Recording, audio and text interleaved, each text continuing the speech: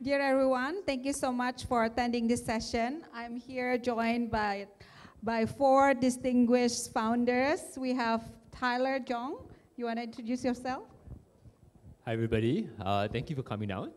My name is Tyler. I'm one of the co-founders of Three Dots. Here at Three Dots, we are a B2B e-commerce distributor. We target the general trade segment. We are actually better known for distributing food that's imperfect or surplus. So think of us like a clearance house, like an outlet mall for food that is in surplus or imperfect. The business here, we operate across 3 countries, Indonesia, Malaysia, and Singapore, across 13 cities. Happy to take you through our business in this discussion. Next is Farid from Aruna. Hello everyone, my name is Farid, currently the co-founder and CEO of Aruna. So Aruna currently the leading B2B fishery supply chain and distribution platform in Indonesia, connecting the fisher Indonesia to global market. We currently covering 50,000 fishermen all over Indonesia and global markets such as USA, Canada, China, Korea, Japan, and also the Middle East. Yeah. So this is the video about Aruna. Sebelum saya melaut tuh biasanya saya persiapkan alat tangkap, bahan bakar. Biasanya tuh istri saya tuh membantu untuk membuatkan makanan untuk bekal di saat melaut.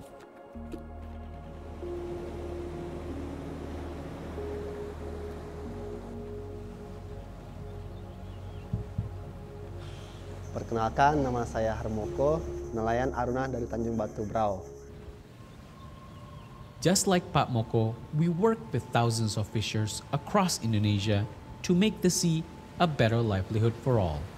In order to achieve this, we're focused on empowering the members of coastal communities and strengthening our supply chain. With supply points spread across Indonesia's coastal communities, our fishers proudly catch a diverse range of Indonesian seafood, from blue-swimming crabs to various species of tuna. Each catch supports local livelihoods and showcases the quality of our nation's maritime wealth. Sebelum saya nebar jaring itu, saya itu lihat cuaca dulu. Nah, setelah habis tebar semua alat tangkap, langsung pulang. Setelah pagi, kita ambil lagi, dan kita ambil hasilnya. Kepiting itu kita rawat bagus-bagus, simpan dalam bak, jangan sampai kena panas. Kita bawa ke Aruna Hub untuk ditimbang. As the backbone of our operations, we prioritize empowering our coastal community members.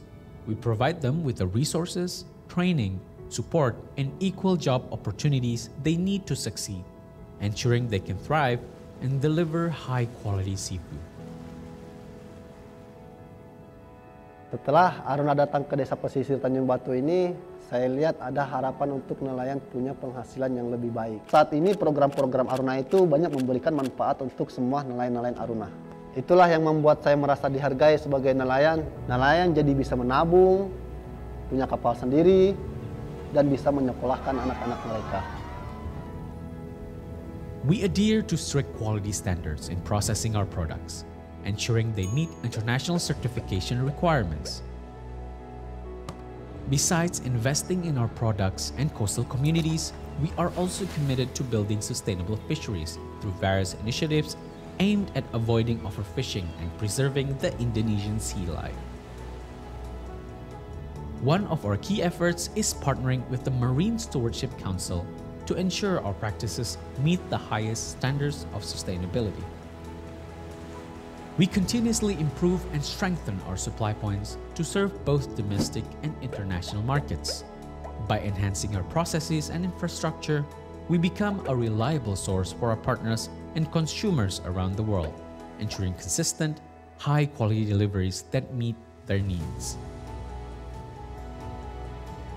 Hasil tangkapan saya itu dikirim ke luar negeri. Nah, saya sebagai nelayan sangat bangga sekali hasil jerih payah saya itu bisa dirasakan sampai ke luar negeri.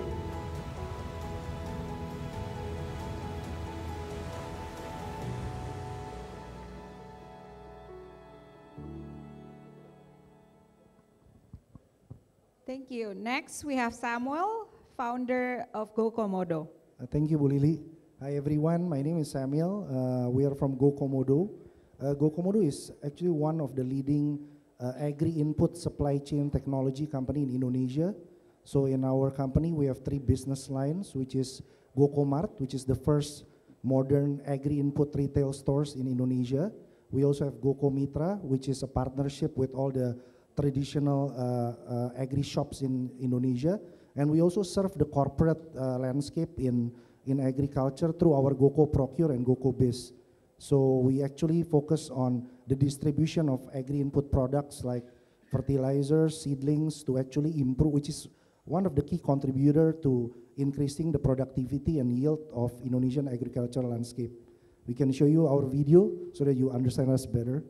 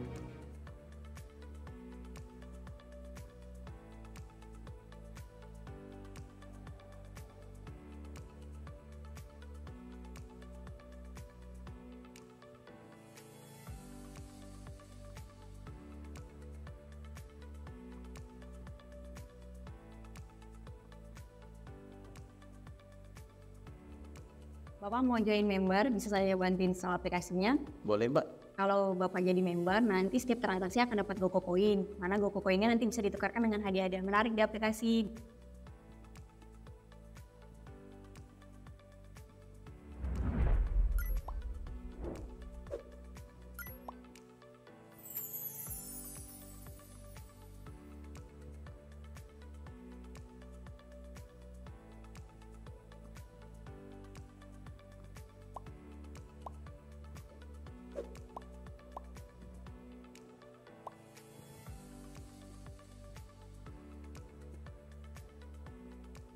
Kecamba yang memiliki 2 tunas, sehingga muncul yang seperti 2 tunas ini, perawatannya dipisahkan.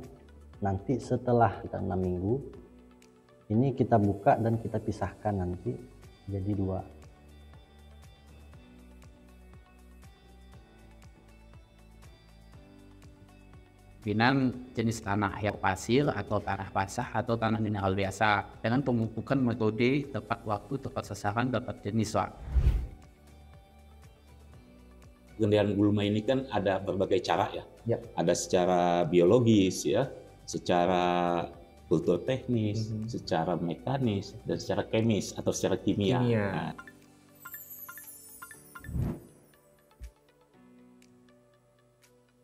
Gratis ongkir sama hadiah langsung, karena kemarin pas belanja dapat hadiah langsung juga.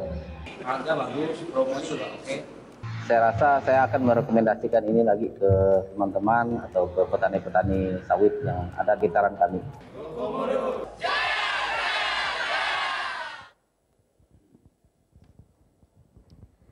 Last but not least, TB, the founder of Chicken.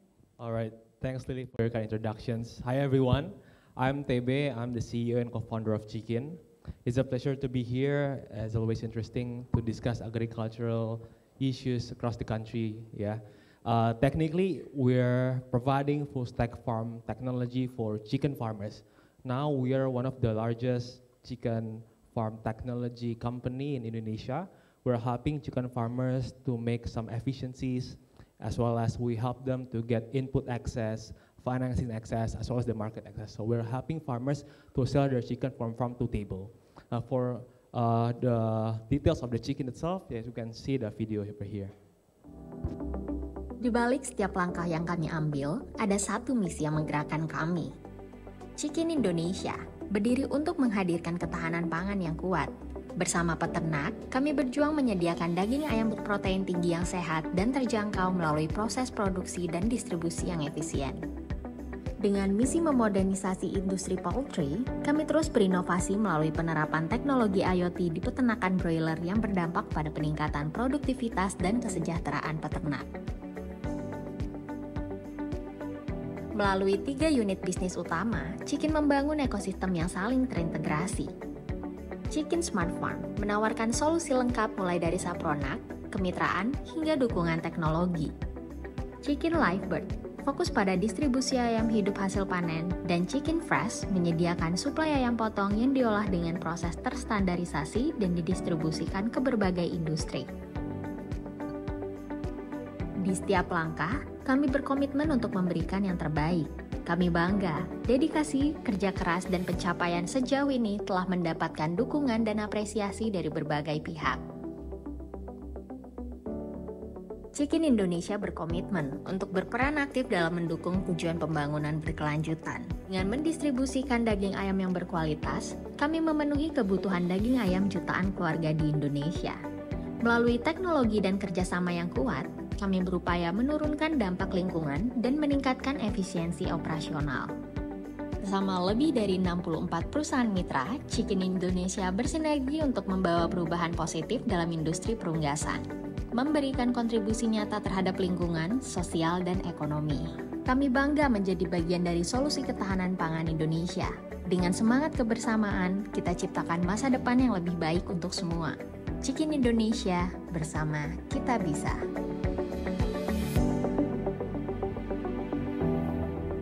Thank you for the great introduction. I think all of us are inspired with the mission, vision, and what they have been trying to do to improve the agri-industry, given that I think food security has always become a top priority, especially during COVID. We've seen how each countries are trying to make sure that we have self-sufficiency.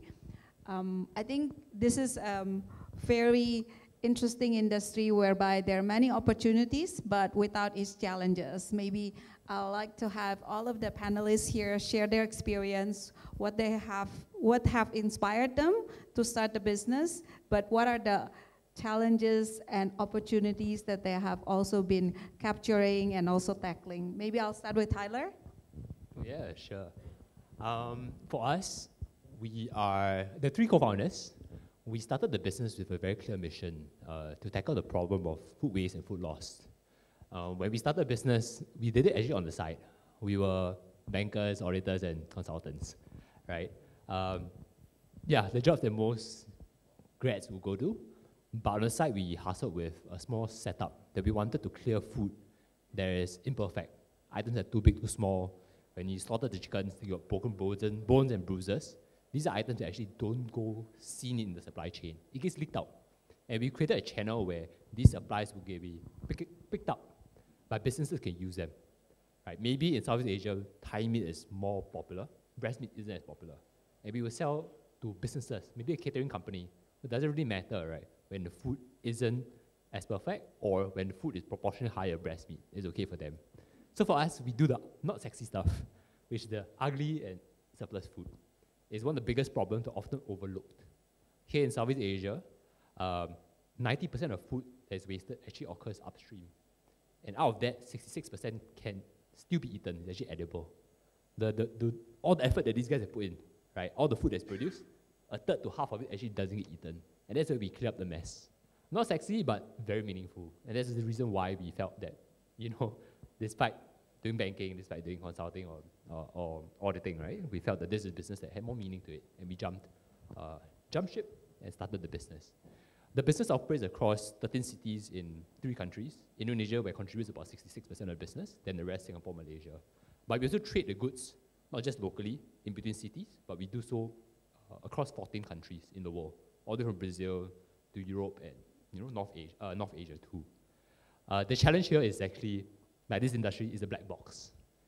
Not everything is very clear. We learn along the way. A lot of blue-collar workers, very tough. I'm sure these guys know better than me, right? And the culture is very different. Even different parts of Indonesia. Think about it in Malaysia, and now we're expanding to the Philippines, right? The culture is very different. There's a need to integrate people-product process, and that's one of the toughest parts. Once you have the people element, I think that's one of the toughest parts. On our side, very specifically, not many businesses are proud about their ESG efforts, right? So for us, we are very clear and open about it. And sometimes it can be a hurdle because not everybody is open about it. It's not like the US or Europe, right? People are clear and open about it. But here, it's not easy to move and have conversations. So that's tough for us. And that's our business. You know, feel free to just input and supplement. Maybe Sam next? Yeah, I think in our space, right, one of the things in Indonesia, I think if Indonesia is unique in the sense that the agriculture space have like a big corporate presence and also 33 million farmers, right? So in terms of to support the government food security program, in terms of the corporate, we're already quite efficient.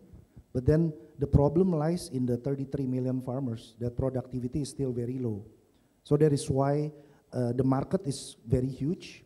It's still going to grow, and especially in the agri-input category, which is one of the key main driver for you to be able to reach certain productivity level.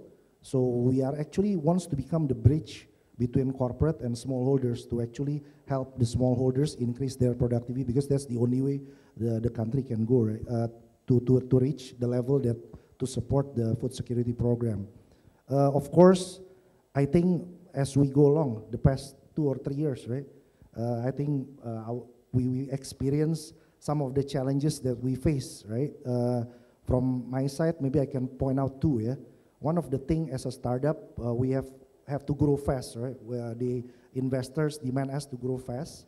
So one of the biggest competition that we face is actually not against another startup, but actually against the incumbents of the industries, right?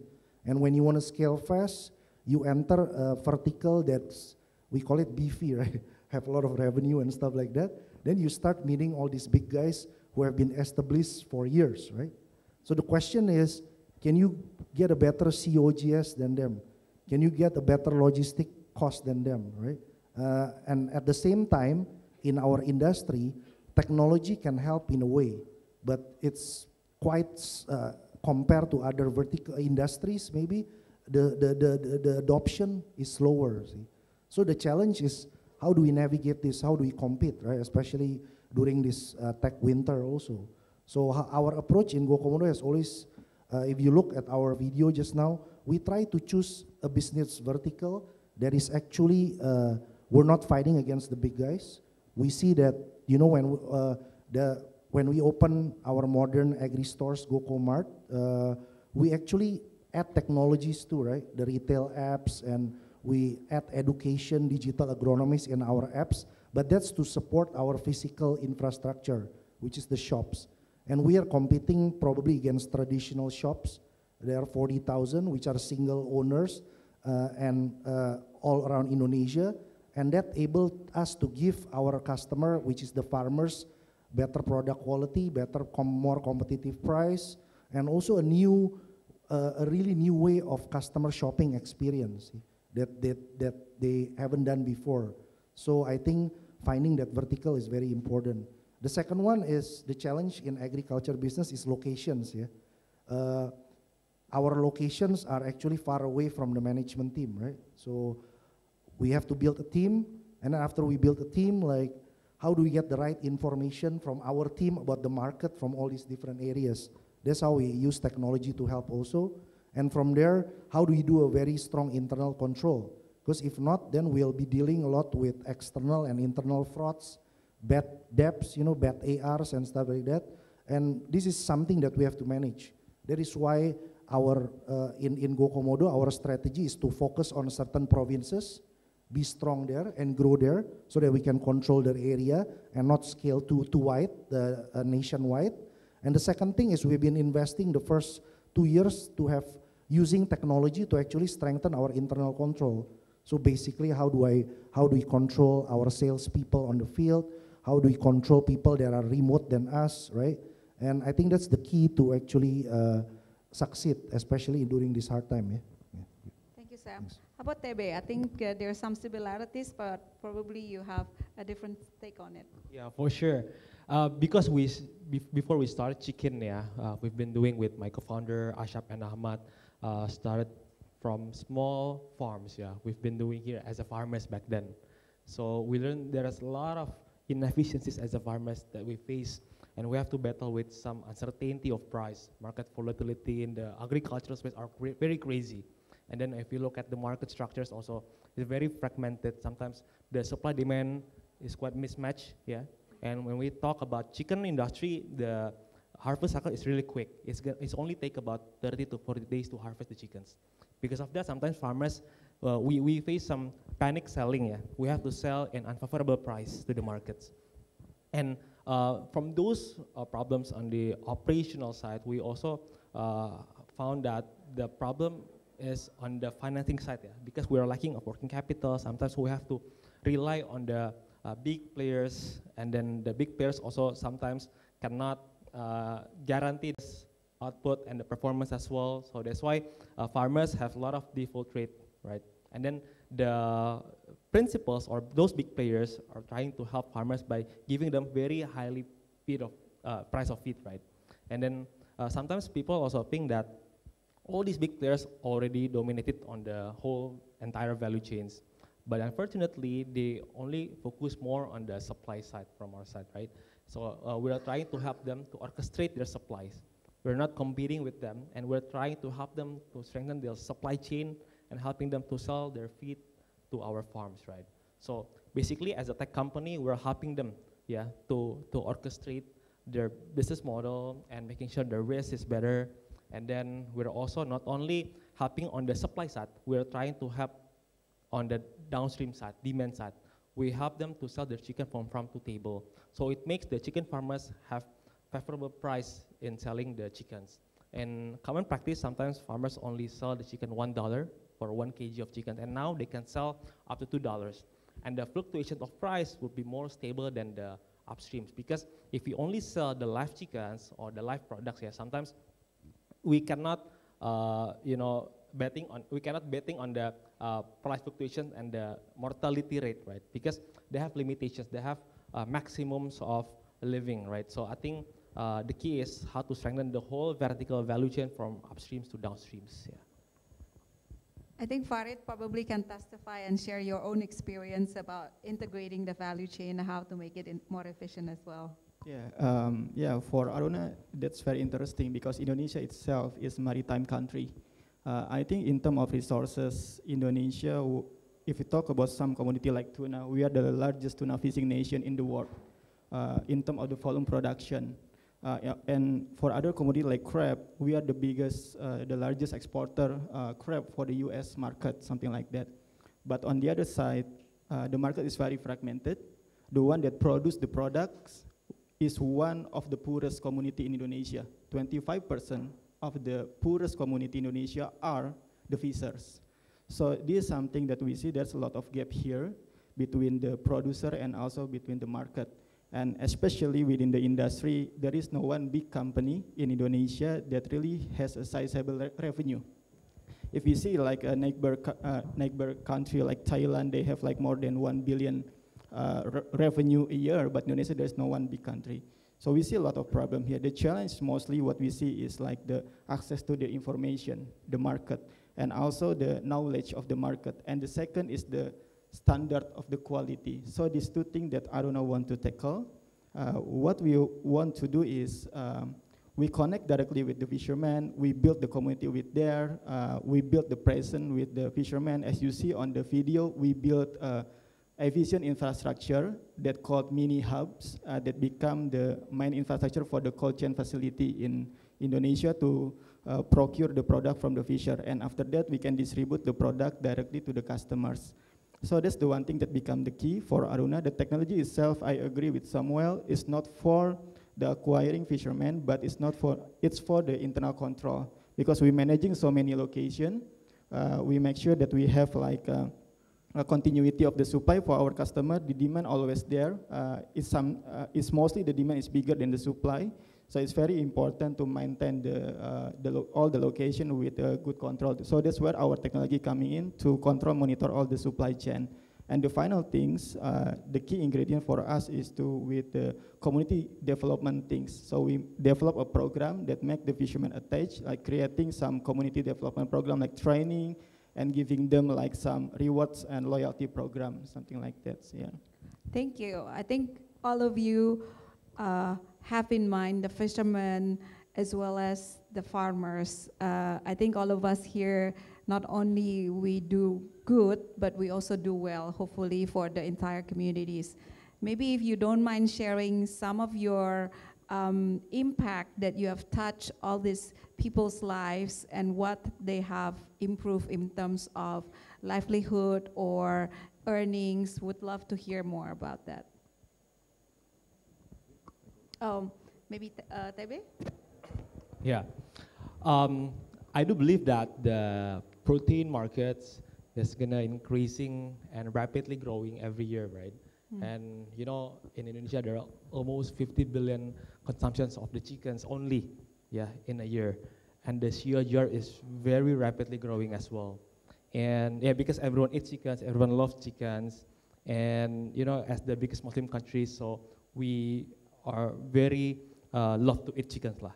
And then because of that, we see that there are a couple of farms that have to battle with those inefficiencies that we mentioned before, So we have to bridge those gaps, the opportunities into the challenges using technology. So I think technology is the entry point for us to helping them in giving some efficiencies. And now we're helping about 60,000 of farmers, consists of 12,000 of farm locations, and we help them into efficiencies coming from the feed costs, because feed is one of the biggest and major costs for in growing the chickens, right?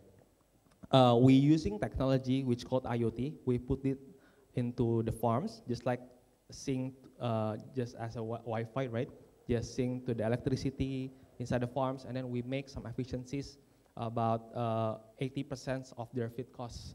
And then we can also helping to make efficiencies on the electricity up to 50%, as well as mortality up to 50%. So I have some short story. Our farmers, they can increase their profit doubles, because in Indonesia, some of the average feed conversion ratio is 1.7 kg of feed into 1 kg of meat.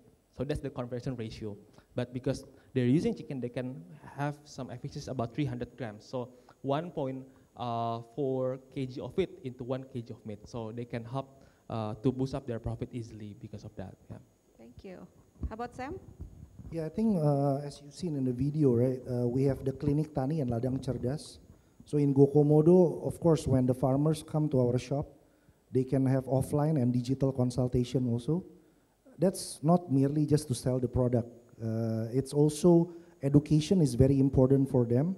So besides them having, getting to apply the right product, buying the right product, our agronomist KPI is also to teach them how to preserve the climate there. So for example, in palm oil plantation, what is the benefit of no burning policy? And in other crops, how do you do soil preservation? How do you put the right amount, just the right amount of chemicals for you to kill the weeds and stuff like that? So that's besides giving productivity by using the right product, we also train all these farmers to actually help contribute to the climate. We also have agents that are actually grade A farmers, for example, village leaders that became our GoComodo agent. Our shop is not just a standing shop, but we also have agents that sells and go to the field to sell to the farmers, and they are getting extra income from selling our products, and they also act as our quote-unquote agronomist agent to actually promote this climate sustainability issue to all our customers. Thank you. Sorry, I guess we're running out of time, and I want to give one final chance to each panelist to share some great announcements or news or tidbits that you would like to share with the audience. Maybe start with Tyler. Yeah. For us, our business, we've grown the business throughout Southeast Asia, right? Singapore, Malaysia, Indonesia. Firstly, we're looking for a fourth country, and we are planning a roadmap strategy to grow our business. Hopefully, covering more markets in this part of the region. So that's one area. Tebe? We just recently closed new funding. Congratulations. Thank you so much. We haven't announced it yet. And besides of that, in the operational basis, we are also currently just making some partnerships and joint ventures with several feed principals, yeah. And one of the specific partnerships comes with distributing feed and creating our internal brand. We have new brand, which we call it Chicken Smart Farm. Yeah. I think that's all. Thank you. For Aruna, we just launching our partnership to penetrate US market directly with the local players. So we partnering with the company called Norco Seafood, one of the pioneer of seafood industry in the US, already 70 years old in terms of the operation, and they're based in Boston.